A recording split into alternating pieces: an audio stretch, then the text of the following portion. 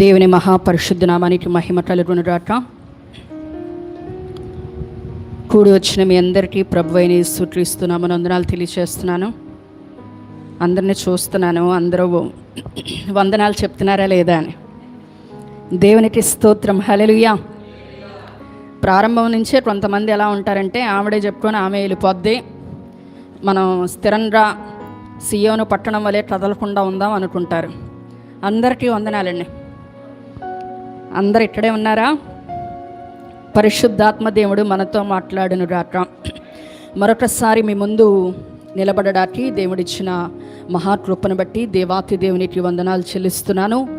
ఒక చిన్న మాట ఈరోజు పరిశుద్ధ లేఖన భాగంలో నుంచి చూద్దాం. మత్తయి సువార్త 13వ అధ్యాయము 47-48 వచనాలు ఎవరైనా గంభీరంగా చదవండి, అందరికీ వినిపించే విధంగా. మరియు పరలోక రాజ్యము సముద్రములో వేయబడి నానా విధములైన చేపలు పట్టిన వలను పోలి ఉన్నది. అది నిండినప్పుడు దానిని దరికి లాగి కూర్చుండి మంచి వాటిని గంపలో చేర్చి చెడ్డ వాటిని బయట పారవేయుదురి. వాక్య భాగం ద్వారా దేవుడు మనతో మాట్లాడును గాక. ఆమేన్. ఈ యొక్క ప్రాంతానికి సుపరిచితమైన ఉపమానమే ఇది. పరిశుద్ధ లేఖన భాగంలో పరలోక రాజ్యము గురించి అనేక విధాలుగా పోల్చబడింది, అనేక విధాలైన ఉపమానాలు చెప్పబడినాయి. ఉపమానము అంటే ఏంటి అని మీకు అర్థమవ్వాలి అంటే, ఒక తల్లి చిన్నపిల్లవాడికి స్నానం చేపిస్తూ ఉంటే మనం చెప్తాము దాన్ని చాపని రుద్దినట్టు రుద్దిందండి అంటాం. ఏమని చెప్తాం? చాపని రుద్దినట్టు రుద్దిందండి పిల్లోడిని అంటాం కదా. ఎందుకని? అక్కడున్నది చాప కాదు.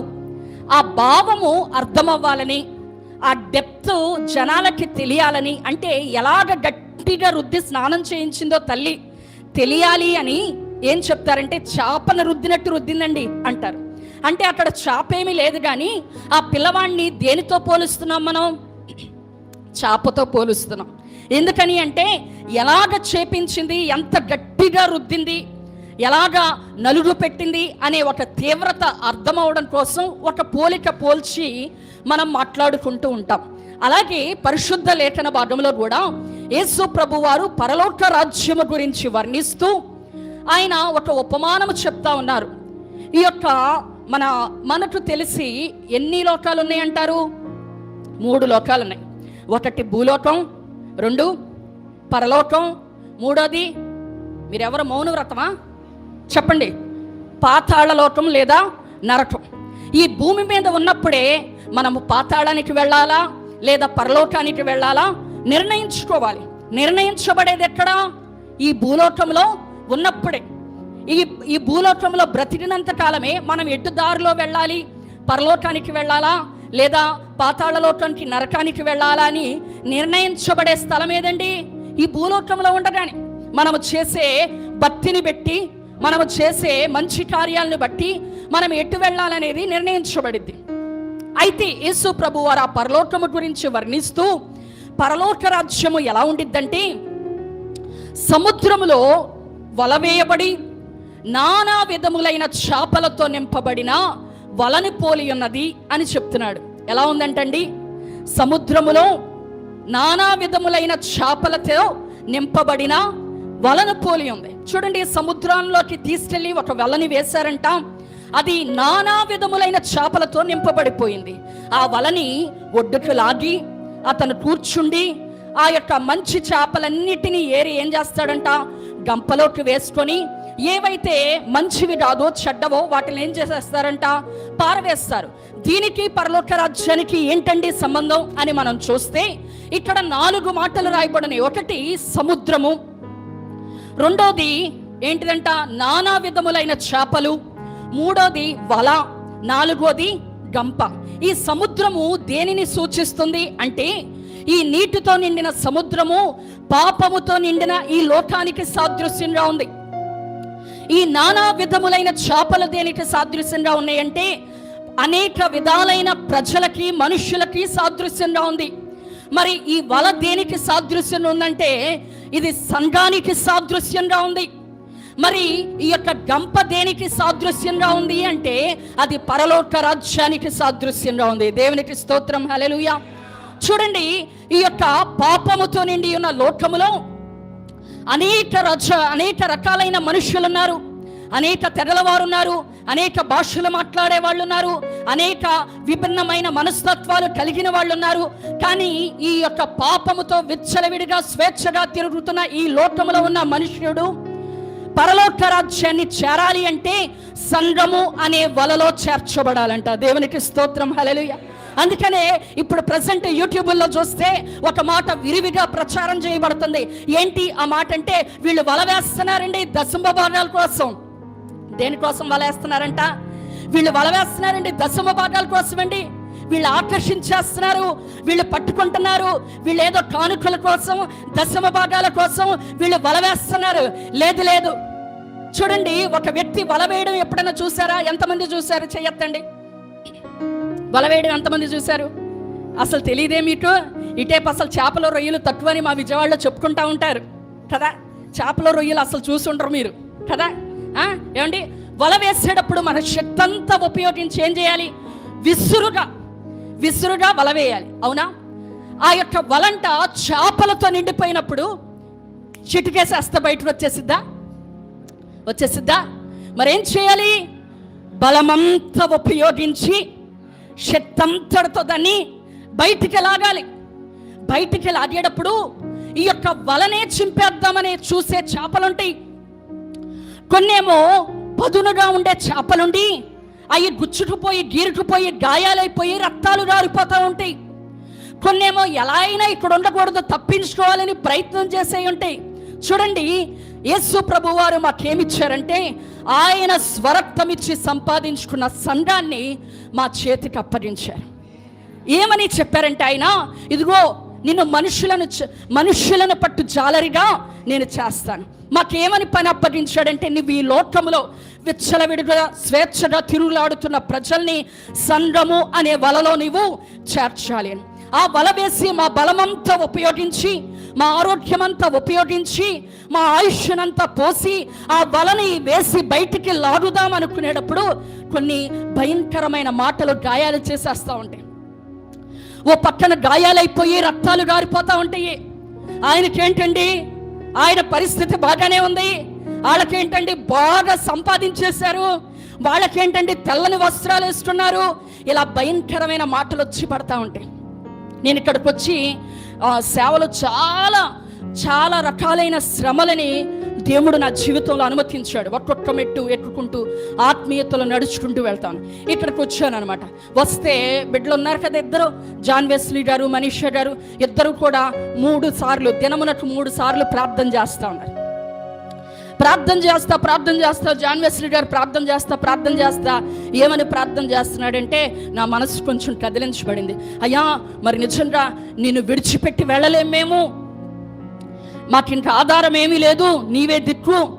మరి మీటింగ్ల నిమిత్తమై చేసిన అప్పు తీర్చబడడానికి కృప చూపయ్యా అని ప్రార్థన చేస్తే నాకెంతగానో దుఃఖము పొందుకొని వచ్చింది. ఎందుకు పెడుతున్నారు మీటింగ్లు? వాళ్ళు ఫేమస్ అవ్వడం కోసం కాదు. దేవుడు మాకు పనిని అప్పగించాడు. అది నష్టమే అయినా, గాయాలే అవుతున్నా, ఆరోగ్యమే పణంగా పెట్టేసి ఆయుష్ ఉన్నంత వరకు కూడా, ప్రాణం ఉన్నంత వరకు కూడా ఈ వలలో అనేక చేపలను పట్టాలి. ఇది దశమ భాగాల కోసం వేసే వల కాదు. మరి దేనికోసం వేస్తున్నారంటే, రోడ్డు మీద నడిచి వెళుతుంటే తాగి రోడ్డు మీద పడిపోయి రోడ్డు మీద ఈదుతూ ఉన్నారు చూసారా, కుటుంబాలను చిన్న భిన్నాలు చేసుకుంటారు చూసారా, వాళ్ళని వల వేసి క్రీస్తు అనే సంఘములో చేర్చాలని ఆశతో భారముతో పని చేస్తున్నాము. కన్న బిడ్డలను సహితం లెక్క చేయకుండా శరీరముతో వ్యాపారము చేసుకొని వ్యభిచారము చేస్తున్న అనేక మంది జీవితాలను చూసారా, వాళ్ళు ఈ లోకమనే పాపము నుంచి విడిపించబడి సంఘములో చేర్చబడాలని మా బలముని, మా ఆయుష్ని, అనేక గాయములవుతున్నా కూడా, అనేకమైన రక్తము కారిపోతున్నా కూడా దేవుడు మాకు అప్పగించిన పని వలవేయ్ అని. దేవునికి స్తోత్రం, హల్లెలూయా, హల్లెలూయా. ఈ లోకములో విచ్చలవిడిగా పాపములో స్వేచ్ఛగా తిరుగుతున్న వారందరినీ కూడా క్రీస్తునే సంఘములో వలలో చేర్చడమే దేవుడు మాకు అప్పగించిన పని అయ్యున్నది. చప్పట్లు కొట్టి దేవుని నామాన్ని మహిమపద్దాం. హల్లెలూయా, హల్లెలూయా. యేసు ప్రభుని నమ్ముకున్న తర్వాత నా బ్రతుకు నాశనం అయిపోయింది అనేది ఒక్క సాక్ష్యం ఉండదు. యేసు ప్రభుని నమ్ముకున్న తర్వాత నా జీవితం పాడైపోయింది, నా కుటుంబం చిన్నాభిన్నమైపోయిందని ఒక్క సాక్ష్యం ఉండదు. ఎప్పుడైతే ఈ యొక్క సంఘం అనే వలలో చేర్చబడతావో కుటుంబాలు కట్టబడతాయే గాని విచ్ఛిన్నం అవ్వడం అనేది జరగదు. దేవునికి స్తోత్రం, హల్లెలూయా. తాగుబోతులు తిరుగుబోతులు మారుతారే గాని వారి జీవితాలు పాడవడం ఉండదు, వారి కుటుంబాలు పాడవడం ఉండదు. దేవునికి స్తోత్రం, హల్లెలూయా, హల్లెలూయా. అనేక మంది మరి నేటి దినాల్లో ఏదైతే ఒరిజినల్ ఉందో, ఒరిజినల్ ఉంటే ఏముంటుంది? ఆటోమేటిక్గా డూప్లికేట్ ఉంటుందా? ఒరిజినల్ ఉంటే ఏముంటుంది? ఆటోమేటిక్గా డూప్లికేట్ ఉంటుంది, కాపీయర్ ఉంటుంది. క్రీస్తు అనే సంఘము ఒక వల అయితేనంట సాతాను గాడు కూడా ఒక వల వేస్తాడంట. చూడండి అది మాట. హబక్కూకు గ్రంథము 1వ అధ్యాయము 15 వచనం. గాలము వేసి మానవులందరినీ గూర్చి లాగి ఉన్నాడు, ఉరులు వడ్కి చిక్కించుకొనుచున్నాడు.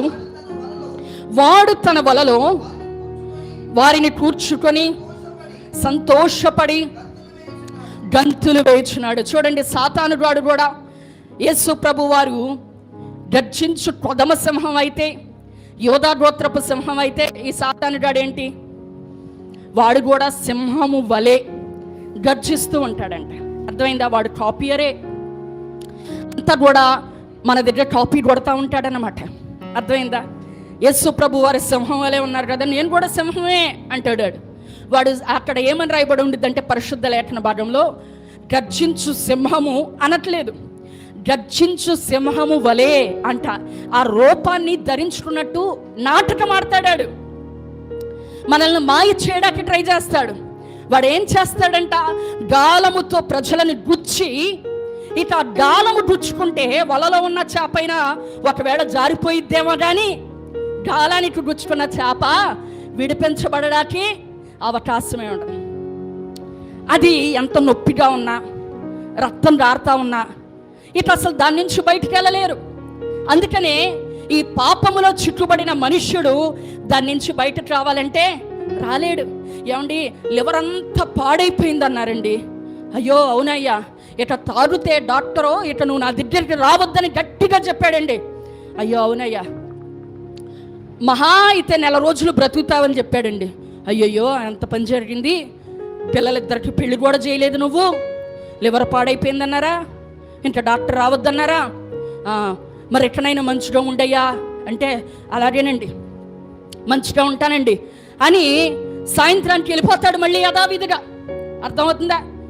చచ్చిపోతావన్నా, ఇక లివర్ అంతా పాడైపోయిందన్నా, నీ 2 పిల్లలు పెళ్లి చేయాలి, వాళ్ళ కుటుంబం అంతా పాపం పిల్లలు అన్యాయం అయిపోతారు, తండ్రి లేక అయోమయంలో పడిపోతారు, ఇక ఏం చేయాలో తెలియదు, ఇక చచ్చిపోతావన్నారు, ఇక లివర్ పాడైపోయి పొట్టంతా ఉబ్బిపోయి కాళ్ళకి పొట్టకి నీరు వచ్చేసిద్ది, నీకు చాలా ఇబ్బంది, ప్రమాదం అని చెప్పినారు కూడా. సాయంత్రానికి ఏం చేస్తాడు? తిన్నగా వెళ్ళిపోతాడు కదా. ఎందుకని? వాడికి ఉండిద్దండి, వాడు మనుష్యుడే పాపం, వాడికి బుద్ధి పనిచేసిద్ది.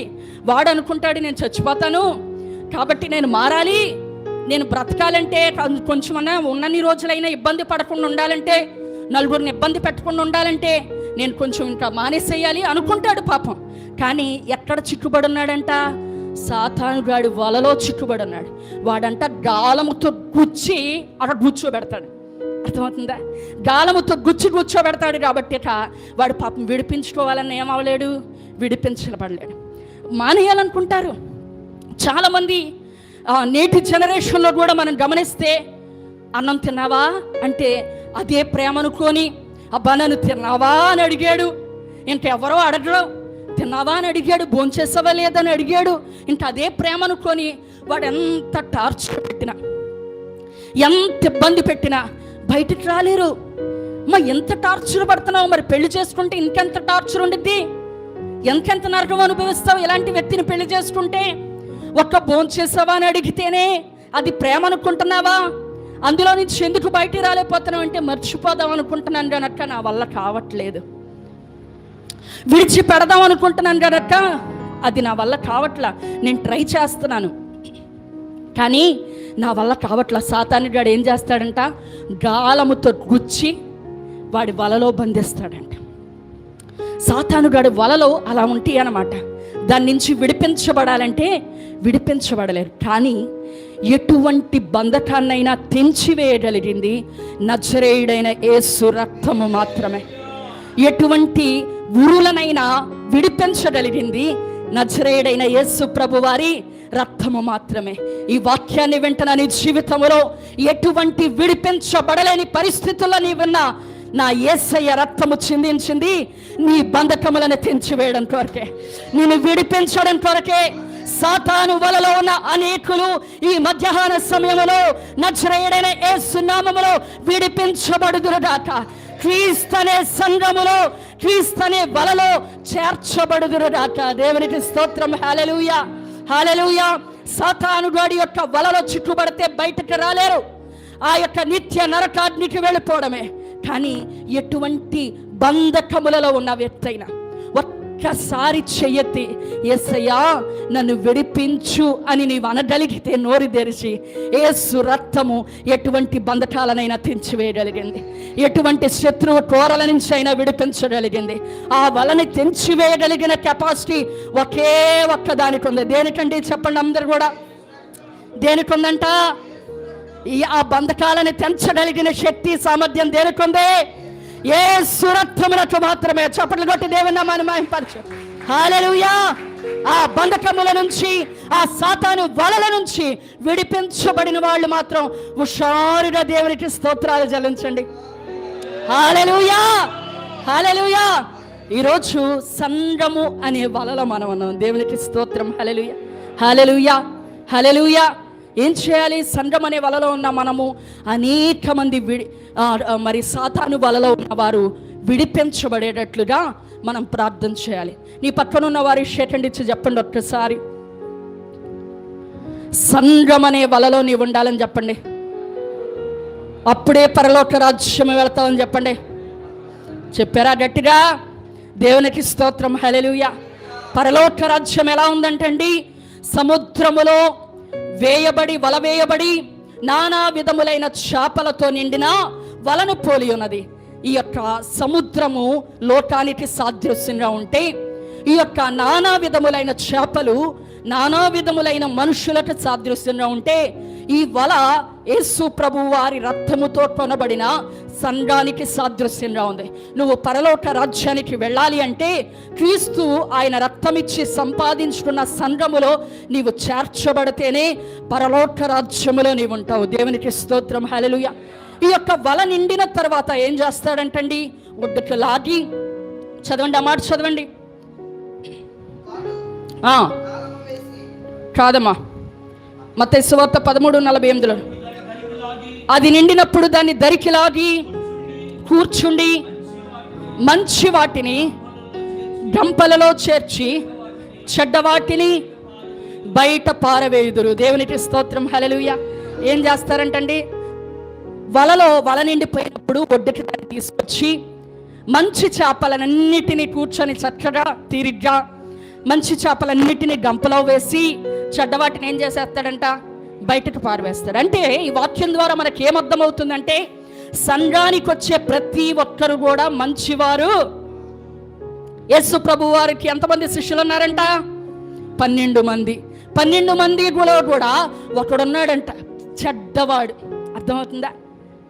12 మందిలో కూడా యేసు ప్రభు వారితో తిని, ఆయన పరిచర్యలో ఉండి, ఆయన వాక్యాన్ని, ఆయన చేసిన అద్భుతాలను చూసి ఎవరైనా ఒక వ్యక్తి దెయ్యం బట్టి వస్తే నజరేయుడైన యేసు నామములో పో అనగానే వాడు దెబ్బంటికి సాతాను విడిచి పారిపోయింది అనుకోండి, మనకి ఎంత భయం వేసిద్దమ్మో, నా దేవుడు ఎంత గొప్పవాడని భయం వేసిద్దా?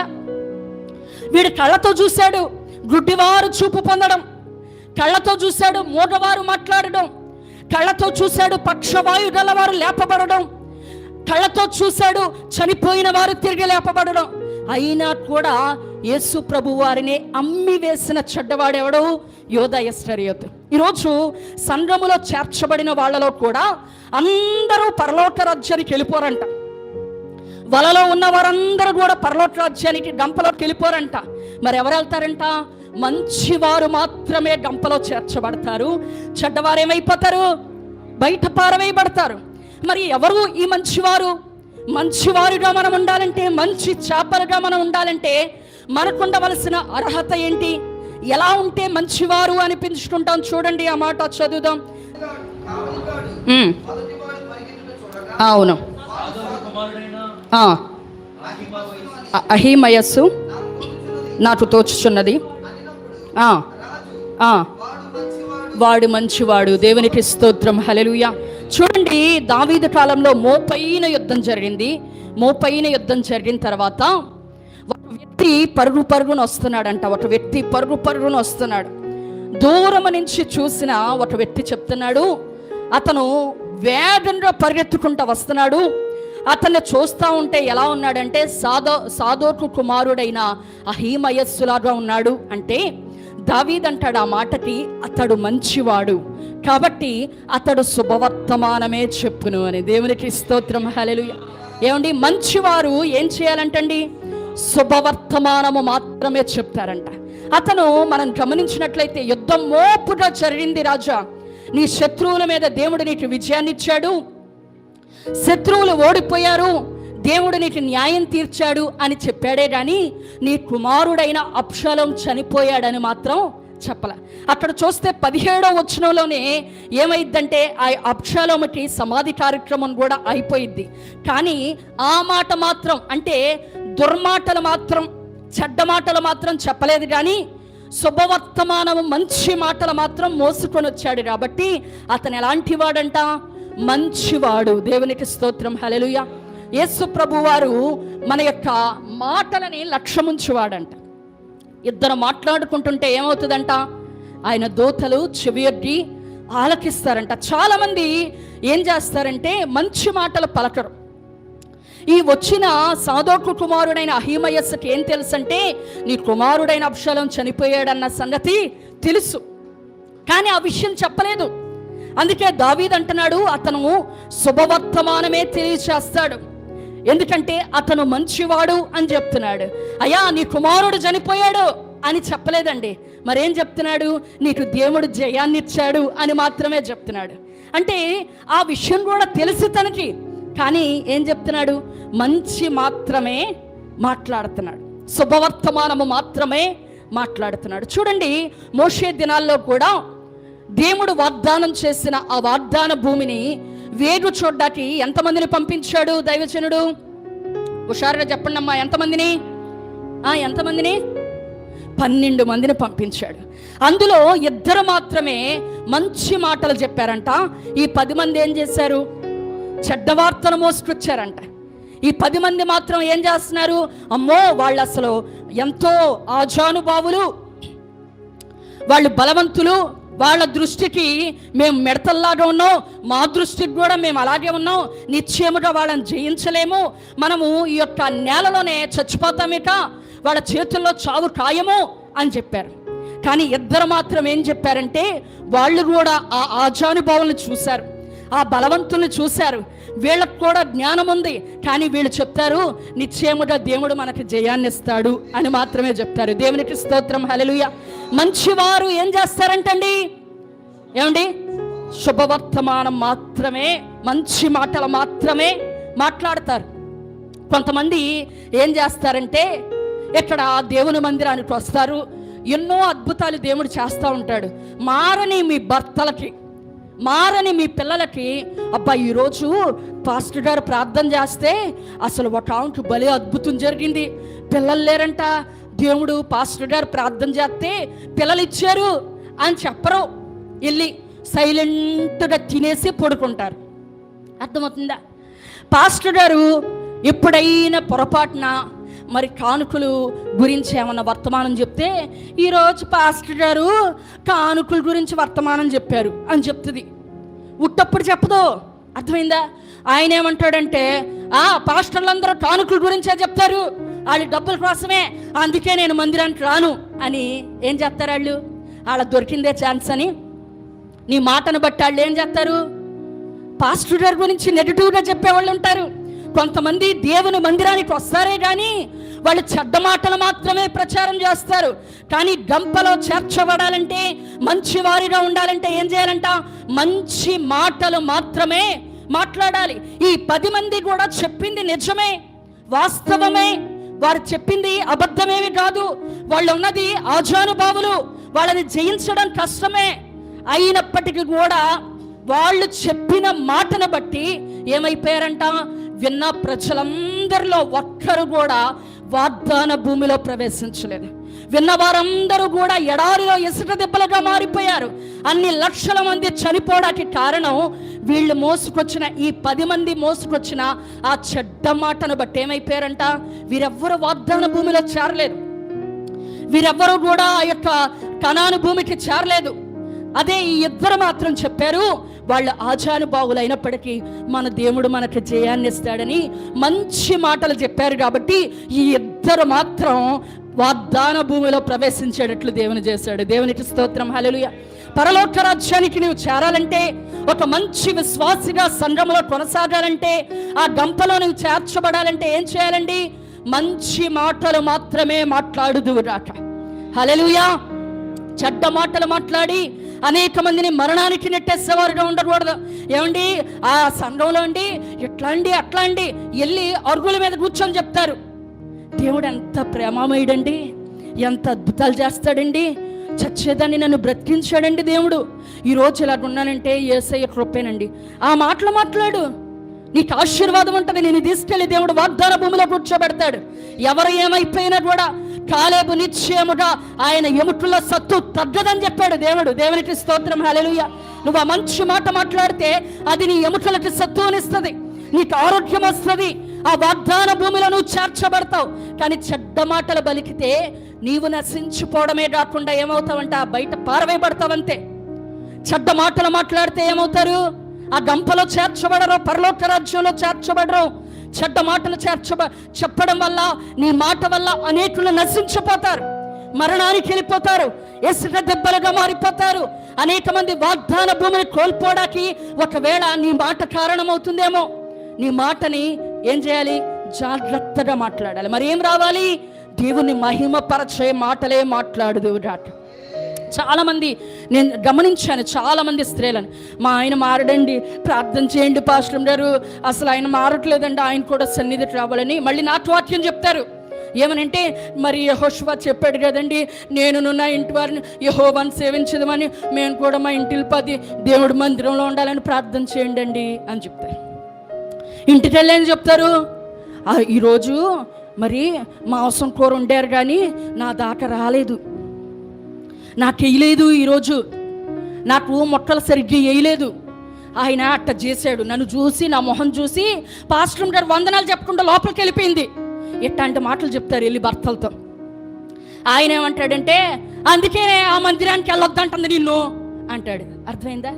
ఇట్లా జీవితంలో మారడు, జీవితంలో దేవుడి మందిరానికి రాడు. నువ్వు మాట్లాడే ఒక్క మాటను బట్టి ఆయన నరకానికి త్రోసివేసిన దానివి అవుతున్నావు. నీ మాటల ద్వారా అనేక మంది రక్షణలో చేర్చబడుదురుగాక, అనేక మంది సంఘములో చేర్చబడుదురుగాక. మంచి వారుగా ఉండాలంటే ఎలా ఉండాలంట? మంచి మాటలు మాట్లాడాలి. నీ పట్టణోళ్ళు చేయబట్టుకోండి. ఇప్పుడు చెడ్డ మాటలు మాట్లాడే ఆత్మ ఉంటే పోవాలి. ఈరోజు పట్టుకోండి, చేయబట్టుకోండి, గట్టి పట్టుకోండి. అసలే రొయ్యల చెరువులు, చేపల చెరువులు ఉన్నవాళ్ళు వాళ్ళ చేతులు ఉంగరాలు, బ్రాస్లెట్లు ఉంటే పట్టుకోమాకండి. వాళ్ళ చేతులు మాత్రమే పట్టుకోండి. ఉంగరాలు బ్రాస్లెట్లు పోకూడదు. అది ప్రసాద్ వచ్చాడు మళ్ళీ, జాగ్రత్త. మీరు చేయబట్టుకునేటప్పుడు జాగ్రత్తగా పట్టుకోండి. ఉంగరాలు బ్రాస్లెట్లు జాగ్రత్త. అర్థమైందా? చేయబట్టుకొని ఏం పోకూడదు, ఉంగరాలు పోకూడదు. ఆడలో చెడ్డ మాటలు చెప్పి ఆత్మ పోవాలి. ఇప్పుడు చెప్పండి, మంచి విశ్వాసిగా ఉండాలంటే, పరలోక రాజ్యంలో చేర్చబడాలంటే మంచి మాటలే మాట్లాడుదువుగాక. నీ మాట ద్వారా అనేకులు ఒకరికొకరు చూసి చెప్పండి. నాకు చెప్తున్నట్టుంది మీరు, నువ్వు ఇదిగో నాకు చెప్తున్నారు, నా మొహం ఏంటో చూసి నువ్వు మంచి మాటలే మాట్లాడుదువుగాక అంటున్నారంటే నేను చెడ్డ మాటలు మాట్లాడుతున్నానని మీ ఒపీనియనా? నా మొహం ఏంటో చూసి చెప్తున్నారు, ఇది ఎట్ట చెప్తున్నారు, నువ్వు మంచి మాటలే మాట్లాడుదువుగాక అంటున్నారు. వీళ్ళు తెలుగుగా చెప్తున్నారు. ఆడలో చెడ్డ మాటలు మాట్లాడే ఆత్మ పోవాలంటే నా ఏంటో చూసి నువ్వు మంచి మాటలే మాట్లాడుదువుగాక అంటున్నారు. చెప్పట్లేదంట, పౌలు గారు చెప్పట్లేదంట, మేము చూస్తున్నాం అందరినీ. చేయి గట్టి పట్టుకొని చెప్పండి, మంచి మాటలే మాట్లాడుదు గాక. నీ ద్వారా, నీ మాట ద్వారా అనేకులు సంఘములో చేర్చబడుదురు గాక.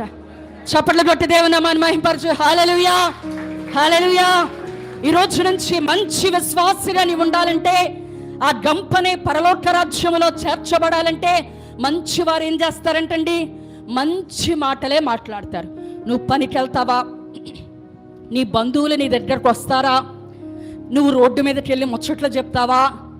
లేదంటే ఎవరితోనైనా ఫోన్ మాట్లాడతావా? అప్పుడు ఏం మాటలు రావాలి? దేవుణ్ణి మహిమపరిచే మంచి మాటలు రావాలి.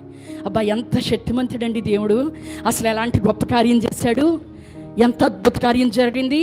ఈ చెప్పిన వాక్యాన్ని కూడా దాన్ని పట్టుకొని ఈరోజు వాక్యం ఇలా చెప్పారు పాస్టర్ గారు అని 2-3 చెప్పేయాలి. నువ్వు అర్థమైందా?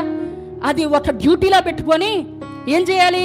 2-3 అవకాశం ఎక్కడ దొరికిద్దా అని చూసి, ఏంటండి ఏం చేస్తున్నారు, ఏంటి అసలు ఈరోజు ఎవరో వచ్చారండి, అసలు ఆవిడ భలేగా మాట్లాడిందని. ఏం మాట్లాడింది అంటే అసలు ఏం చెప్పమంటే భలే మాట్లాడింది అంటే ఏంటంట మన వాళ్ళకి ఏదైనా తెలుసుకోవాలంటే ఇంట్రెస్ట్. దాన్ని డైరెక్ట్గా యేసు ప్రభు మాట్లాడింది అంటున్నాం అనుకో, అంటారు. అర్థమైందా? అబ్బా అసలు ఆవిడ భలే ఏదో చెప్పిందండి, అసలు ఆమె భలే చెప్పిందండి అన్నాం అనుకో, ఏం చెప్పిందంట ఏంటంట అంటారు. మనోళ్ళకి తెలుసుకోవాలని ఆతృత అనమాట. అప్పుడు నిదానంగా మనం మంచి మాటలే మాట్లాడాలంట అని చెప్పాలి. దేవునికి స్తోత్రం. హల్లెలూయా, హల్లెలూయా. నిజమండి, పాపము ఆ సాదోకు కుమారుడు అహీమయస్సుకు తెలుసు అబ్షాలోము చనిపోయాడని. ఈ 10 మంది వెళ్ళిన వాళ్ళకి తెలుసు, ఈ యొక్క 2 పాజిటివ్గా మాట్లాడిన వాళ్ళకి తెలుసు, వాళ్ళు బలవంతులు, మాకెక్కడ కెపాసిటీ ఉందని తెలుసు. కానీ వాళ్ళకున్న ధైర్యం ఏంటంటే మా దేవుడు మాకు విజయాన్ని ఇస్తాడని. దేవునికి స్తోత్రం. హల్లెలూయా, హల్లెలూయా. అనేకులు పరలోక రాజ్యంలో చేర్చబడాలంటే, ఈ వల అనే సంఘములో చేర్చబడాలంటే ఏం చేయాలంట? మన మాట ద్వారా అనేకుల్ని నరకానికి నెట్టివేసేవారుగా, మరణానికి త్రోసివేసేవారుగా మనం ఉండకూడదు. ఏం చేయాలి? మన మాట ద్వారా ఇతరులని సంఘానికి ఆకర్షించేవారిగా మనం ఉండాలి. నాకు చాలా ఇష్టం, చాలా ఆశ్చర్యకరమైన విషయం ఏంటంటే, వ్యభిచారులు ఎవరైనా మంచి మాటలు మాట్లాడతారా? వాళ్ళ మాటలు ఏమైనా బాగుంటాయా? ఏమండి, వాళ్ళ మాటలు ఏమైనా ఇంపుగా ఉంటాయా? సమరయ స్త్రీ అంట, అక్కడ రాయబడి ఉన్నమాట, సమరయ స్త్రీ అంట యేసు ప్రభు వారిని కలుసుకున్న తర్వాత ఆమె గ్రామంలోనికి పరిగెత్తుకొని వెళ్ళి యేసు ప్రభు వారి గురించి చెప్తేనంట, అక్కడ రాయబడిన అద్భుతమైన మాట, ఆమె మాటను బట్టి ఆ గ్రామం అంతా యేసు ప్రభు వారి యందు విశ్వాసం ఉంచారంట. దేవునికి స్తోత్రం. హల్లెలూయా. 5 భర్తలున్న సమరయ స్త్రీ, ఉన్నవాడు కూడా ఏం వాడు కాదంట. ఎప్పుడు ఎవరు కొంపలు కూల్చుదామా, ఎవరింటికి ఎసర పెడదామా, ఎవరిని ట్రాప్ చేద్దామని చూసే ఒక స్త్రీ అంట. ఒక్కసారి యేసు ప్రభు వారిని కలుసుకుంటే, ఒక్కసారి ఆయనతో మాట్లాడిన తర్వాత వెళ్ళిపోయిందంటండి ఊరిలోకి పరిగెత్తుకుంటూ వెళ్ళి ఆమె దేవుడు మాటలు చెప్తేనంట, మంచి మంచి మాటలన్నీ ఊరిలో చెప్తే ఆమె మాటను బట్టి అనేకులు ఆయన యందు విశ్వాసం ఉంచారంట. చప్పట్లు కొట్టి దేవుని నామాన్ని మహిమపరుద్దాం. హల్లెలూయా. అటువంటి మాటలు దేవుడు మనకు అనుగ్రహించును గాక. అటువంటి మాటలు దేవుడు మన నోట నుంచును గాక. ఊరంతా యేసయ్యను చూడాలని వచ్చేసారంట. ఎందుకనంట? సమరయ స్త్రీ చెప్పిన మాటను బట్టి అందరికి విశ్వాసం వచ్చేసిందంట. ఏంటి అంత గొప్ప దేవుడు ఆయన, అలా చేస్తాడాయన, అట్లాంటి కార్యం కూడా జరిగిద్దా అని, ఏది పద వెళ్ళి చూద్దాం అనేసి ఊరంతా కదిలొచ్చేస్తారంట. దేవునికి స్తోత్రం. హల్లెలూయా. అబ్బా, ఎలాంటి మంచి మాటలు మాట్లాడిందండి.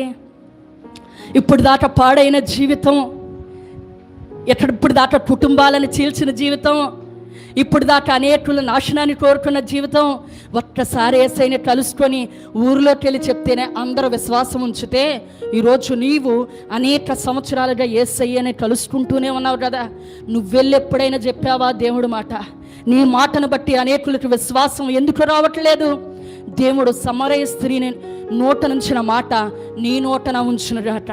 నీ మాట ద్వారా అనేకుల సంఘములో చేర్చబడుదురుగాక. నాకు చాలా ఇష్టం ఆ మాట. చదవండి ఆ మాట. అనేకులు నేను చేసినవన్నీ నాతో చెప్పిన చూడండి, ఆ మాటను బట్టి ఆ ఊరిలో సమరయులలో అనేకులు దేవునికి స్తోత్రం, హల్లెలూయా. ఆమె చెప్పిన మాటను బట్టంట అనేకులకు ఏం వెళ్ళిపోయిందంటండి? ఏం వెళ్ళింది? కొత్తగా మౌనవ్రతం చేస్తారు మీరు, ఏం చెప్పరో. ఏం వెళ్ళిందంట? అపనమ్మకం వెళ్ళిందా? ఏం వెళ్ళిందంట చెప్పండి అందరూ. ఎక్కడే నోరెప్పరు మీరు, బయటికి వెళ్ళి చెప్తారా మంచి మంచి మాటలు, మంచి మంచి మాటలు మీరు చెప్తారా? ఆ మాటను బట్టి ఏం కలిగిందంటే చెప్పండి. ఎస్, వాక్యము ప్రకటన గ్రంథాన్ని విరివిగా ప్రకటించబడుతుంది నేటి దినాల్లో. ఎందుకంటే మునిపెన్నడూ లేని విధంగా ప్రజలు అనేకులు ప్రకటన గ్రంథాన్ని బోధిస్తూ ఉన్నారు. ఎందుకు అంటే ప్రకటన గ్రంథము లేఖనాల నెరవేర్పును ఈ తరంలో మనం కనులారా చూస్తున్నాం. ఒకరి మధ్య ఒకరికి పడట్ల ప్రేమ లేదు. తండ్రి అంటే కొడుకు లేదు, కొడుకు అంటే తండ్రికి లేదు. కొడుకు తండ్రిని చంపేస్తున్నాడు. తల్లి ఎవరో ట్రాప్లో పడిపోయి నేలకేసి కొట్టేసేస్తుంది కన్న కొడుకుని. అలాంటి భయంకరమైన పరిస్థితులు, దేశం మీదట దేశము, రాజ్యము మీదట రాజ్యము లేస్తూ యుద్ధాలు జరుగుతున్నాయి, యుద్ధ సమాచారాలు వినపడుతున్నాయి. అంటే మనకు తెలియజేసే వర్తమానం ఏంటంటే రాకడ అతి సమీపంగా ఉంది. యేసు ప్రభు వారి సంఘము ఎత్తబడే సమయం ఇది. ఎవరైతే మంచి మాటలు మాట్లాడతారో వారి మాత్రమే గంపలో చేర్చబడతారంట. ఎవరైతే చెడ్డ మాటలు చెప్పుకుంటూ తిరుగుతారో చూసారా, అది ఆశీర్వాదం కాదు. వాళ్ళకి తెలియదు ఆ విషయం. ఏదో చెప్పేస్తాం కదా అనుకుంటారు, కానీ అది వాళ్ళకి శాపము, వాళ్ళ బ్రతుకులకి శాపం, వాళ్ళ ద్వారా విన్నవారికి కూడా శాపమే. అందుకనే కొన్ని మాటలు మనం మాట్లాడేటప్పుడు ఉండకూడదు. అందుకే దుష్టుల మాట ఆలోచన చొప్పున నడువట. ఏం చేయకూడదంట? మనం ఆ మార్గంలో నిలబడకూడదంట. ఏం చేయకూడదంటండి? అపహాసుకులు కూర్చుంటూ చోట కూర్చోకూడదు, అట్లా కూర్చోకూడదు, ఆ దారిలో మనం వెళ్ళకూడదు. ఎందుకని? ఆ శాపకరమైన మాటలు వింటే మన జీవితాలు శాపంగా మారిపోతాయని. మంచి మాటలు మాట్లాడేవారిగా దేవుడు మనల్ని మార్చునుగాక. ఆ గంపలో చేర్చబడాలంటే, పరలోక రాజ్యంలో రావాలంటే మనం ఏం చేయాలంటండి? మంచి మాటలు మాట్లాడేవారిగా ఉండాలి. రెండో మాట చూద్దాం, చూడండి. మత్తయి సువార్త 25వ అధ్యాయము 21వ వచనం. మత్తయి సువార్త 25వ అధ్యాయం 21వ వచనం చదువుదాం.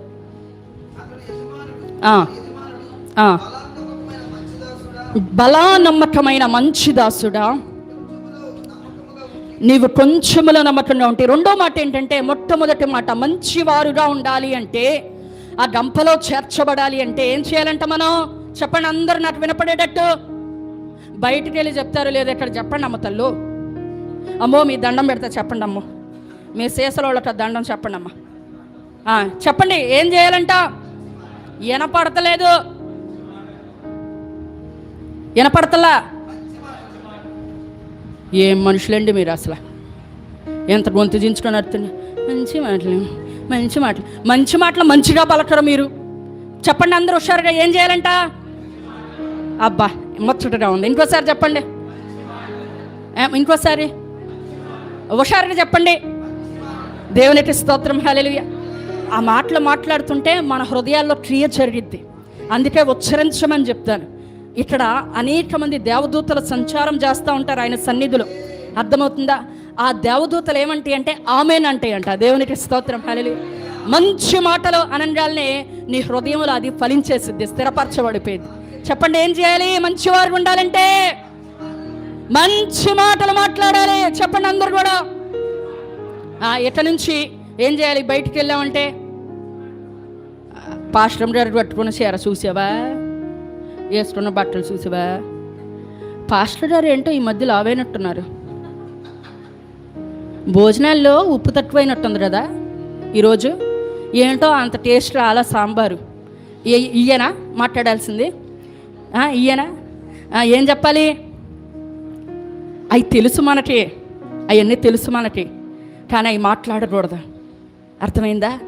అవి మాట్లాడకూడదు, అది మనకు అనవసరం. ఎదుటి వారికి దీవెన కాదు, మనకి దీవెన కాదు.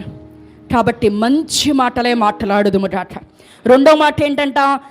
దేవుడు అంటున్నాడు, బలా నమ్మకమైన మంచి దాసుడా. మంచి చేపలుగా, మంచి విశ్వాసులుగా ఉండాలంటే మంచి మాటలు మాట్లాడాలి. రెండోది నమ్మకమైన వారుగా ఉండాలంట. ఎలా ఉండాలంటండి? మంచివారుగా ఉండాలంటే ఎలా ఉండాలి? నమ్మకమైన మంచి దాసుడా అని దేవుడు చెప్తున్నాడు. అంటే ఎలా ఉండాలంట? మనం మంచివారుగా ఉండాలంటే నమ్మకంగా ఉండాలి. చెప్పండి అందరు కూడా. ఎలా ఉండాలి? యేసయ్యకి నమ్మకంగా ఉండాలి. మందిరం అనగానే నమ్మకంగా రావాలి.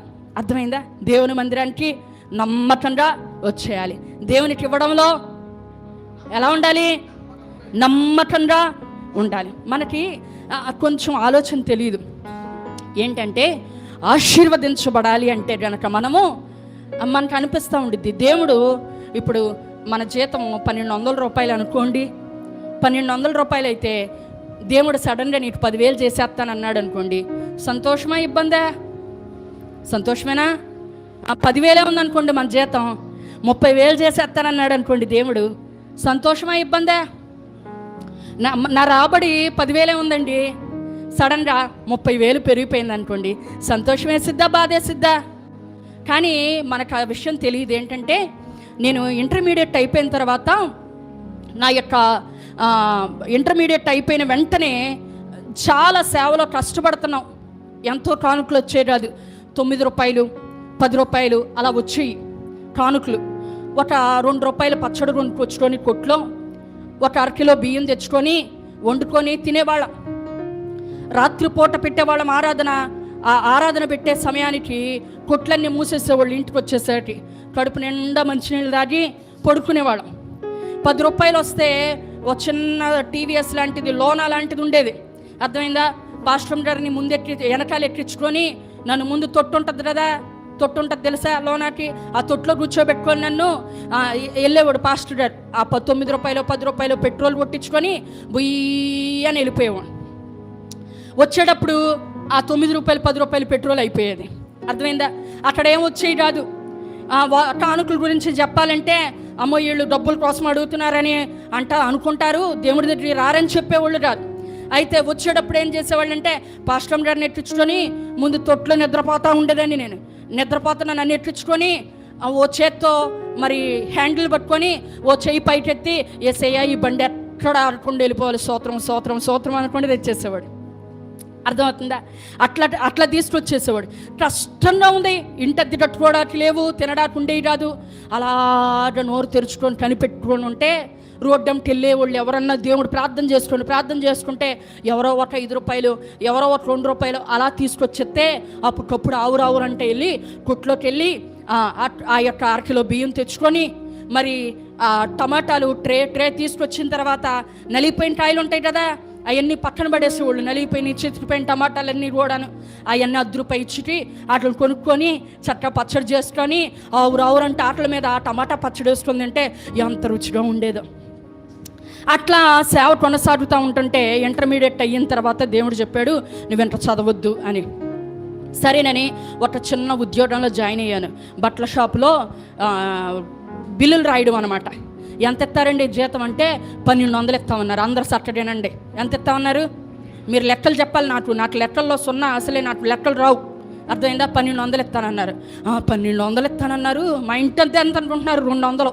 అబ్బో 1200 ఇస్తానంటున్నారు అని మా డాడీతో పోట్లాడి, నేను వెళ్తాను డాడీ వెళ్తానని వెళ్ళాను. వెళ్ళిన తర్వాత నమ్మకంగా 1200కి ఎంత ఇవ్వాలంటారు దశంభాగం? ఏమండి అబ్బాయి ఏమి నమ్మకంగా చెప్తున్నారండి మీరు. అసలు మీరు ఇస్తున్నారా లేదని అడగలేదు నేను. మీరు ఎందుకు భయపడుతున్నారు? అలాగ అడగలేదు నేను. అలాగ అనుకుంటున్నారేంటి? 1200కి ఎంత ఇవ్వాలని అడుగుతున్నా, లెక్కలు అంతే. ఇస్తున్నారు లేదని అడగట్లా. చెప్పండి. తీసేవాళ్ళు అయితే టక్కుని తెలుస్తుంది ఎంత అవుతుంది మరి.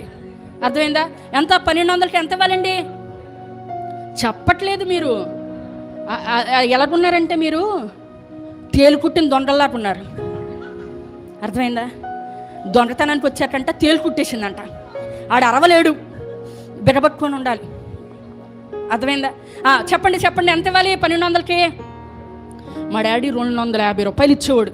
ఎందుకంటే తింటాట్లు లేనప్పుడు 1200 ఇచ్చేవయ్యా నీకు వందనాలని 250 ఇచ్చేవాడు. అంటే ఎంత? 2 రెట్లు. మీరు నమ్ముతారో లేదో కానీ 3 నెలలు తిరగక ముందే ఆ బిల్లులు రాసుకునే నా దగ్గరికి కంప్యూటర్లో క్లీన్ చేయడానికి ఒక అమ్మాయి వచ్చేది, బ్రష్లు పెట్టుకొని వచ్చి పక్కన ఒక ఉద్యోగం ఉందంట, అదేంటి టైపింగ్ చేయాలంట, టైపింగ్ వెళ్తావా అంది. అంటే నాకు టైపింగ్ చేయడం రాదు నాకు అన్న. ఏ ఖాళీగా ఉంటుంది, ఏమవ్వదు, అట్లా నేర్చుకోవచ్చు వెళ్ళు అంటే ఎంత ఇస్తారంటే జీతం అన్న. 2500 ఇస్తారంట అంది. 2500 ఇస్తారా అని ఇక్కడి నుంచి ఈ కుర్చీలో నుంచి టక్కన ఆ కుర్చీలోకి మారిపోయాను. అర్థమైందా? తీసుకొచ్చి టైపింగ్ మిషన్ నా ఎదురుగా పెట్టారు. అది ఎంత గట్టిగా కొట్టాలి, దాన్ని టపా టపా కొట్టాలన్నమాట. అర్థమైందా? నాకేమో రాదు, నేను ఇట్టా అంటా ఉంటుంటే వాళ్ళు అనుకునేవాళ్ళు పాపం అమ్మాయి కంప్యూటర్ నేర్చుకొని ఉండిద్ది, అందుకే టైపింగ్ రావట్లేదు. నీ మొహం, నాకు కంప్యూటర్ మొహమే తెలియదు. అక్కడ కూర్చొని మరి ఖాళీగా ఉందట, టైపింగ్ టపా టపా టపా టపా నేర్చుకున్నా. 2500 ఇచ్చేవాళ్ళు. 2500 ఇస్తే ఎంత ఇవ్వాలంటారు దశంభాగం? అది ఒక కుమారు చెప్పట్లే నాకు, నేను చూస్తున్నా. నేను ఎంత ఏమండి 150 అన్నారు ఎవరో, విన్నాను నేను. అమ్మో ఏం లెక్కలు చెప్తున్నారు మీరు, 150 అన్నారు విన్నాను నేను. 2500కి ఎంత ఇవ్వాలి? 250 ఇవ్వాలి కదా. 500 ఇచ్చేవాడు. 500 ఇచ్చి మరి దేవుడు ఇచ్చాడు కదా, ఏమీ లేనప్పుడు మాకని ఇచ్చాడు. అక్కడ టైపింగ్ చేస్తా ఉన్నాను. ఇంటి దగ్గరికి వస్తే బయటికి ఎక్కడికి వెళ్ళేవాళ్ళం కాదు. బయట ఎవరో మాట్లాడుకుంటున్నారు, నేను ఆంధ్ర హాస్పిటల్లో జాబ్ చేస్తాను, నేను కంప్యూటర్ ఆపరేటర్ చేస్తాను, నేను మానేశాను నేను అందా అమ్మాయి.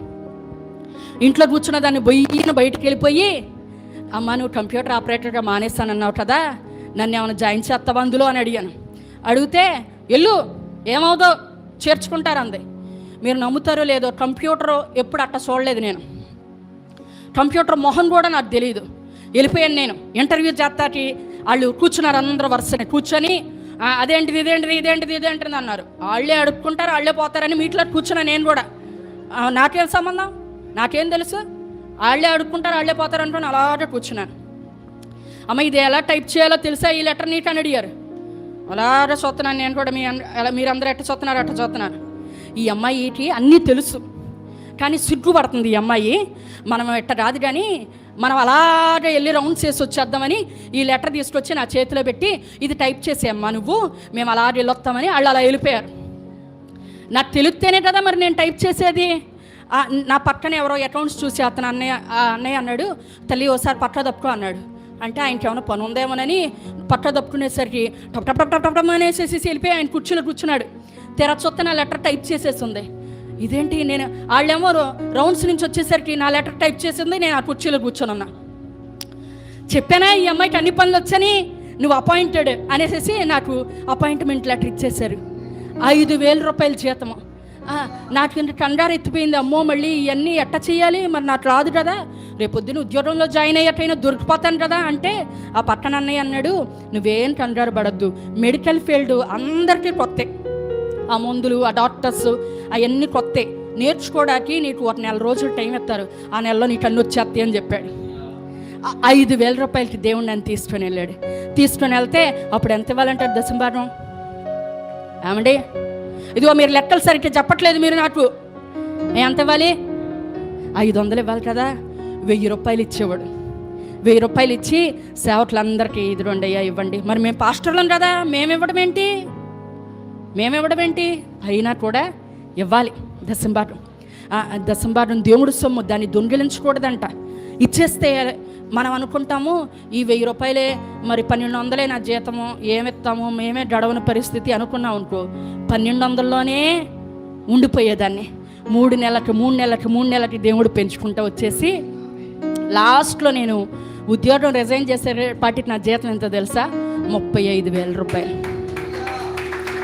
1,200 రూపాయలు నా బ్రతుకు 35,000 రావాలంటే ఎన్ని సంవత్సరాలు పట్టిద్దంటారు?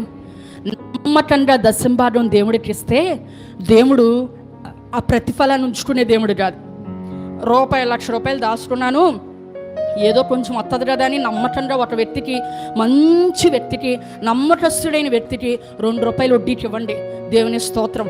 ఆ రోజు నుంచి ఆడు దెయ్యంలా మారిపోతాడు. అర్థమైందా? నీ 2,000 కాదు కదా, ₹1,00,000 కూడా అయ్యా ఇవ్వయ్యా డబ్బులు అని అడుక్కోవాల్సి వస్తుంది. ఆడేంటి ఎత్తంలే ఉన్నప్పుడే ఏంటి అంటాడు. అర్థమైందా? కానీ దేవుడికి ఇస్తే అట్లా చేసేవాడు కాదు. ఏం చేస్తాడంట? ఉడ్డిని, చెప్పండి అందరు కూడా, ఉడ్డిని చన్నీళ్ళు ఇస్తేనే పరలోకంలో ప్రతిఫలం ఇవ్వటం మాననని సెలవిచ్చిన దేవుడు, మనం యథార్థంగా ఎంతైతే ప్రభుత్వ వరకు ఇస్తామో దేవుడు అంతంత అభివృద్ధి పరుచుకుంటూ వెళ్ళిపోతాడు. దేవునికి స్తోత్రం, హల్లెలూయా. ఎంతమంది చేస్తున్నారు దశంభాగం? చెప్పి చేతులు ఎత్తండి. అడ్డెడ్డెడ్డెడ్డెడ్డే ఓ మందిరానికి వెళ్తాను రెగ్యులర్గా. నేను నెలలో ఓ వారం వెళ్తాలే, ఇట్లా చెప్పను. నేను నెలలో ఖచ్చితంగా ఓ వారానికి వెళ్తాను.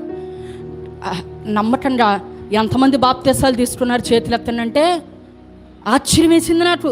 అందరు చేతులు ఎత్తేసారు. ఏదో నేను ఉజ్జీవనంగా బాప్తీసాల గురించి వాక్యం చెప్దామంటే బాప్తీసం తీసుకున్నవాడు ఒక్కడో లేడు. ఇదేంట్రా నాయన, అందరూ తీసేసుకున్నారు బాప్తీసాలు, ఒక్కడు కూడా బాప్తీసం తీసుకోకుండా లేడు. ఎంత ఆశ్చర్యం అనుకున్నారు. మరలా ఎంతమంది దశంభాగం ఎత్తారు చెయ్యొత్తానంటే అందరూ ఎత్తేసారు. నాకు ఎంత ఆశ్చర్యం వేసిందో. వాక్యం వింటారు కానీ కొన్ని సంఘాల్లో మంచివారు ఉండరంట, వాళ్ళు నమ్మకంగా ఉండరంట. నమ్మకంగా ఉంటే ఏమవుతుంది? పరలోక రాజ్యానికి వెళతా. నమ్మకమైన వాడికి ఏమంటంట? మెండైన దీవెన. నమ్మకస్తుడు ఏమవుతాడంట? ఏలుబడి చేస్తాడంట. ఆ కంప్యూటర్ మొహమే తెలియని నాకు దేవుడు ఎలాంటి రేంజ్ ఇచ్చాడంటే, కంప్యూటర్ ఆపరేటర్ని ఎవరిని ఇంటర్వ్యూ చేయాలన్నా నేనే తీసుకోవాలి ఉద్యోగంలోకి. అర్థమైందా? దేవుడు ఏలుబడి చేసేటట్లు ఉంచుతాడు. దేవుడికి నమ్మకంగా ఉంటే ఏం చేస్తాడంటే, నమ్మకమైన వాడిని ఏలుబడి చేసేటట్లు దేవుడు చేస్తాడు. నమ్మకమైన వాడికి మెండైన దీవెనలు కలుగుతాయి అని. ఏం చేయాలంటే, ఆ యొక్క గంపలో చేర్చబడాలంటే, మంచి చేపలుగా మనం ఉండాలంటే మంచి మాటలే మనం ఉచ్చరించాలి. రెండోది ఏం చేయాలి? నమ్మకంగా ఉండాలి. దేవుడు మందిరానికి రావడంలో, ప్రార్థన చేయడంలో, దేవుని సొమ్ము దేవునికి ఇవ్వడంలో మనకు అనిపిస్తుంది, అమ్మో నాకు 10,000 ఇచ్చేస్తేనే 1, 2, 3 వెయ్యి రూపాయలు ఇచ్చేస్తే అందరూ 1,000 ఇచ్చేసేస్తే పాస్టర్ గారు లక్షాధికారి అయిపోతాడు, కోటీశ్వరుడు అయిపోతాడు, అంతంత ఇచ్చేస్తే అమ్మో అయ్యో అనుకుంటాం. కానీ ఆ 10,000 దగ్గరే మనం ఆగిపోకుండా ఉండాలి అంటే గనక నా జీవితమే మీ ముందు ఒక సాక్ష్యంగా పెడుతున్నాను. దేవునికి స్తోత్రం, హల్లెలూయా, హల్లెలూయా. ఏం చేశారంటే, భార్యాభర్తలు ఇద్దరు ఒక పొలం అమ్మారంట. వాళ్ళిద్దరి పేరు ఏంటంటే అననీయ సఫీరా. అర్థమైందా? పొలం అమ్మంట హుషారుగా చెప్పారంటే ఏమనంటే, దేవుడు ఇచ్చాడండి, దేవుడు స్తోత్రం, దేవుడికి ఇచ్చేస్తామండి, మాకేమొద్దండి, దేవుడు మాకు ఏమి ఇచ్చినా కూడా అది దేవుడు మందిరానికి దేవుడికి ఇచ్చేస్తాము, మాకు పొలం ఇచ్చాడండి దేవుడు, ఆ పొలాన్ని అమ్మేసేసి మరి దేవుడు మందిరానికి ఇచ్చేద్దాం అనుకుంటున్నాం అన్నారంట. అబ్బా ఎంత గొప్ప విశ్వాసులు ఇళ్ళు అనుకుంటే పక్కకి వెళ్ళిపోయి 1,00,000 రూపాయలకి అమ్మేసుకొని 50,000 రూపాయలు దాసేసుకొని 50,000కి అమ్మామని చెప్దాము అని 50,000 నమ్మకంగా తీసుకొచ్చి ఏం చేశారంట, పాస్టర్ గారి దగ్గర పెట్టారంట. పెడితే పాస్టర్ గారు ఏమన్నా వివేచన లేనివాడా, పరిశుద్ధాత్మ నడిపింపు లేనివాడా? నువ్వేమిస్తున్నావని దేవుడు చూడ్డు, నువ్వు ఎట్టి మనస్సుతో ఇస్తున్నావు అనేది దేవుడు చూస్తాడు. అర్థమవుతుందా? నమ్మకంగా హృదయం అంతటితో ఇవ్వాలి. అర్థమవుతుందా? యేసన్న గారు సాక్ష్యం చెప్తా అన్నారు. ఏమనంటే, వీళ్ళందరూ పేదవాళ్ళండి, 10 రూపాయలు వేస్తారు కానీ ఆ 10 రూపాయలు ఎలా ఉంటాయి అంటే వాళ్ళ చెమటతో తడిసి ఉంటుందండి. ఆ 10 రూపాయల కాగితం అందరూ 10 అలాగే వేస్తారండి. కానీ వీళ్ళందరూ ప్రేమతో తీసుకొచ్చిస్తున్నారు కదా, హృదయం అంతటితో తీసుకొచ్చిస్తున్నారు కదా, అవి నాకు దేవుడు సమృద్ధిగా ఆశీర్వదిస్తా ఉన్నాడండి. నేను సంతృప్తి చెందుతున్నాను, దాని ద్వారా నేను సంతృప్తిగా చెందుతున్నాను కాబట్టి వాళ్ళని కూడా ఆశీర్వదిస్తున్నాను, వాళ్ళని కూడా దేవుడు సమృద్ధిగా ఆశీర్వదిస్తున్నాడు అని చెప్పాడు. దేవునికి స్తోత్రం, హల్లెలూయా. ఏమండి, వాళ్ళిద్దరిని అడగలేదు పాస్టర్ గారు నీ పొలం అమ్మి తీసుకురాని, ఇస్తానన్నది వాళ్ళే. కానీ ఏమి లేదు, నమ్మకత్వం లేదు ప్రభు దగ్గర. మనం ఏం చేయాలి, ఏం చేసినా నమ్మకంగా ప్రభు దగ్గర బ్రతికే వారిగా ఉండాలి. దేవునికి స్తోత్రం, హల్లెలూయా. వేసుకుంటూ గొనుక్కుంటూ మరి అందరు చూస్తున్నారా లేదా ఇట్లాంటివి చేస్తూ ఇవ్వకూడదు దేవుడికి. దేవుడు ప్రతిఫలం ఇవ్వాలంటే నా యావత్తు కూడా ప్రభు సన్నిధిలో టచ్ అయిపోవాలి. ఈరోజు నేను ఇలా ఉన్నానంటే ఆయన కృపే అని ఏం చేయాలంట, దశమ భాగాలు, స్వేచ్ఛార్పణలో, మృక్కుపడి కానుకలు, ప్రతిష్టార్పణలు, ఇవన్నీ ప్రథమ ఫలాలు దేవుని సన్నిధికి తీసుకురావాలి. మొట్టమొదట ఏది ఉంటే అదేం చేయాలి? ప్రథమ ఫలం అంటే ఏంటి? అబ్బే అస్సలు నీ చేతికి మొట్టమొదట ఇదే అని ఏది అనుకుంటావో దాన్ని తీసుకొచ్చి ఎక్కడ ఇవ్వాలి? దేవుడి మందిరంలో ఇవ్వాలి. అది ఏంటిది? చేప పిల్లైనా, కోడిగుడ్డైనా, కోడైనా, వంకాయ అయినా, బెండకాయ అయినా, ములక్కాయ అయినా, మొట్టమొదట నీ దగ్గర ఏది ఉంటుందో అది ఎవరికి ఇవ్వాలి? గుట్టుకుని మింగేయాలి. అంతేనా? మొట్టమొదటిది గుట్టుకుని మింగేయాలి. ఏసన్ గారు సేవ చేస్తున్నప్పుడంట చిన్న సంద్రం ఉంటే చిన్న సంద్రము వాళ్ళ ఇంట్లో అంట చిక్కుడుకాయల పొద ఉందంట. చిక్కుడుకాయల పొద. ఓ బుడ్డోడు వస్తున్నాడంట, 2 సొరకాయలు మోసుకు వస్తున్నాడంటే ఇక్కడ పెడుతున్నాడంట. మళ్ళీ పరిగెత్తుకుంటూ వెళ్తున్నాడు, మళ్ళీ 2 సొరకాయలు తెస్తున్నాడంటే ఇక్కడ పెడుతున్నాడంట. మళ్ళీ వెళ్తున్నాడంట, మళ్ళీ 2 సొరకాయలు తీసుకొచ్చి ఇక్కడ పెడతా ఉన్నాడంట. గదలుగా పేర్చాడంట, మొత్తం సొరకాయలు నింపేశాడంట. ఇదంతా నింపేస్తే ఈయన ఉండబట్టలేక అడిగాడంట, ఏంట్రా సొరకాయలు తెచ్చావు అంటే అన్నాడంట, పెదమ ఫలము మొన్న సొరకాయ కాసింది, మేము వండుకొని తినేసాం. మా ఇంటిలో పాదికి జ్వరం వచ్చేసింది, జలుబు చేసేసింది. అందుకే సొరకాయలు మనం తినకూడదురా, అది దేవుడికి ఇచ్చేయని చెప్పింది మా అమ్మ. అందుకనే దేవుడికి ఇచ్చేసేద్దామని తెచ్చేసాను అన్నాడంట. ఆడు నమ్మకంగా చెప్పేశాడు. ఈయన అన్నాడంట, ఉండబట్టలేక మరి మీ ఇంట్లో చిక్కుడుకాయ పొద ఉంది కదరా, అది తేలేదంటే, చిక్కుడుకాయలు తింటే మాకు బాగానే ఉంది, సొరకాయలు తింటే నువ్వు జలుబు చేసేస్తుందని మా అమ్మ సొరకాయలు తీసుకెళ్ళి దేవుడి మందిరానికి ఇచ్చేరా అని చెప్పినాను. అర్థమవుతుందా? ప్రథమ ఫలము అది ఏదైనా కూడా ఏం చేయాలి? దేవుడి మందిరానికి ఇవ్వాలి. పెద్ద కుమారుడు ఉంటాడంట, చిన్న కోడిగుడ్లు కోళ్ళే చెప్పాను, ములక్కాయలే చెప్పాను అనుకుంటున్నారు. పెద్ద కుమారుడు అంటే వెళ్ళి దేవుడి మందిరంలో పనిచేయరే, వెళ్ళి మందిరం ఊడువు. అది భాగ్యం. మీకు మళ్ళీ చెప్తున్నాను, ఆ మందిరం ఊడ్చే భాగ్యము దొరకడం అది గొప్ప ధన్యత అన్నమాట. అది గొప్ప ఆశీర్వాదం. గొప్ప మహారాజయ్యుండి నీ మందిరంలో నివసించే భాగ్యం ఇవ్వయ్యా అంటాడు. కయ్యన్నంట దేవుడు శపించాడంట.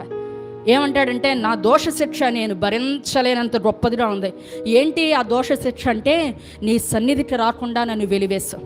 దేవుడు మందిరంలో ఉండకపోవడమే గొప్ప శాపం అంట, గొప్ప శిక్ష. ఇట దాన్ని మించింది భూమి మీద లేదు. దేవుని సన్నిధిలో ఉండడం, పరిచర్య చేసుకోవడమే గొప్ప ధన్యత, గొప్ప భాగ్యము. దేవునికి స్తోత్రం, హల్లెలూయా. మంచి చేపలను మాత్రమే గంపలో వేసి చెడ్డ వాటిని ఏం చేసేస్తారంట? బయట పారవేస్తారు.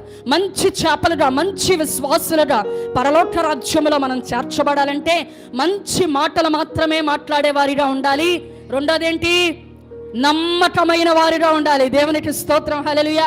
ఇప్పుడు పక్కన వాళ్ళ షేక్ హ్యాండ్ ఇచ్చి చెప్పండి, నీవన్ని విషయములలో దేవునికి నమ్మకముగా ఉందిగాక. కొన్ని విషయాలలో కాదు, చెప్పట్లేదబ్బా, అన్ని విషయాలలో దేవునికి నమ్మకంగా ఉందిగాక. దేవునికి స్తోత్రం, హల్లెలూయా, హల్లెలూయా. మంచి మాటలు మాట్లాడే వారిని దేవుడి సంఘములో లేపునుగాక. నమ్మకస్తులైన బిడ్డల్ని దేవుడి సంఘములో లేపునుగాక. ఈ రోజు నుంచి వచ్చిన ప్రతి ఒక్కరూ జ్ఞాపకం చేసుకోవాల్సింది ఏంటంటే, వ్యతిరేకమైన మాటలు, దూషణ మాటలు, దైవజనులకు విరోధమైన మాటలు మాట్లాడాలి అంటే గనక అది వాళ్ళకే ఆశీర్వాదం రాదు, నాకు ఆశీర్వాదం రాదు. నేను మంచి మాటలు మాట్లాడితేనే నాకు ఆశీర్వాదం, నా కుటుంబానికి క్షేమం అని గుర్తు చేసుకోవాలి. మోషే అంట ఒక ఆవును పెళ్లి చేసుకున్నాడంట. పెళ్లి చేసుకున్నాడు, నీకెందుకు? కూషు దేశస్తురాల్ని పెళ్లి చేసుకున్నాడు. చేసుకుంటేనంట వీళ్ళందరికంట సొంత అన్నయ్యే, సొంత అక్కే ఇక సనుక్కోవడం మొదలెట్టారంట. ఆమెను పెళ్లి చేసుకున్నాడు, ఆమెను తీసుకొచ్చాడు, ఈయన పెద్ద బట్టి వెళ్ళారు అంటున్నారంట. అర్థమైందా? అది నీకు అవసరమా? అవసరమా? నీకేమన్నా నీకు అవసరమా? ఆయనను దేవుడు చూస్తుంటాను, మధ్యలో నీకెందుకు? ఏమనే శనిగాడంట. శనితే దేవుడు అన్నాడంట, టిన్ అన్నాడంట, అంతే. సొంత అక్కకేం వచ్చేసిందంట, ఇప్పుడు దాకా బాగానే ఉంది, సొంత కుష్టి వ్యాధి వచ్చేసిందంట. అర్థమైందా? చెడ్డ మాటలు మాట్లాడడం వల్ల వారికి మేలు కాదు, వారి కుటుంబానికి మేలు కాదు. మంచి మాటలు మాట్లాడితేనే మంచి చేపలుగా ఉంటాం. అన్ని విషయాలలో ప్రభువుకి నమ్మకంగా ఉంటేనే బలా నమ్మకమైన మంచి దాసుడాని ప్రభుతో అనిపించుకొని ఆ గంపలో పరలోక రాజ్యములో నువ్వు చేర్చబడతావు. పరలోక రాజ్యం ఎలా ఉందంటండి, సముద్రంలో వేయబడి నానా విధములైన చేపలతో నింపబడిన వలను పోలి ఉంది. అది ఒడ్డుకి లాగి ఆయన కూర్చుండి మంచి వాటిని గంపలో చేర్చి చెడ్డ వాటిని పాడవేస్తారు. ఈ సంఘములో కూడా దేవునికి ఎవరైతే మంచి మాటలు మాట్లాడతారో, ఎవరైతే నమ్మకంగా బ్రతుకుతారో వాళ్ళు పరలోక రాజ్యానికి ఎత్తబడతారు. లేదంటే విడవబడి 20 నిత్య నరకాగ్నిలో వాళ్ళు కాలిపోతారు. కాబట్టి మన యొక్క ప్రయాణము ఆ పరలోక రాజ్యం కొరకు. నమ్మకస్తులుగా ఉండి మంచి మాటలు మాట్లాడి ఆ పరలోక రాజ్యాన్ని స్వతంత్రించుకునే కృప దేవుడు మనకందరికీ అనుగ్రహించునుగాక.